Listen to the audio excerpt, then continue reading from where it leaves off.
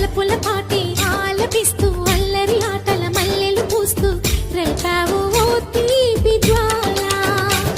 ఒక పక్కన రక్కసి మూకలతో సమరాలను చేశావు, ఈ పక్కన చక్కని చుక్కలకి మరి చీరలు దోచావు.